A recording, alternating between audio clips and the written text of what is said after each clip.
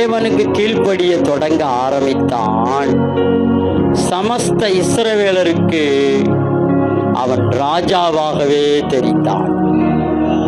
ராஜ கொட்டாரத்துக்குள்ள போனா ராஜாவாக மாறினான். ராஜ கொட்டாரத்தை விட்டு வெளியே வந்தான். அனைத்து இஸ்ரவேலர்களும் நம்மை மீட்கும் இரட்சகனாய ராஜா என்று மோசையை கொண்டாடினார்கள்.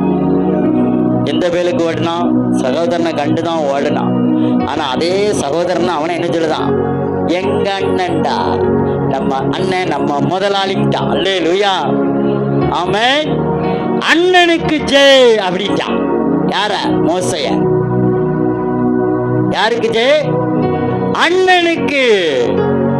ஆனா இயேசுவ மோசையை பத்தி எபிரேயர் சொல்லுது, மோசே எங்கோ தேவனுடைய வீட்டில்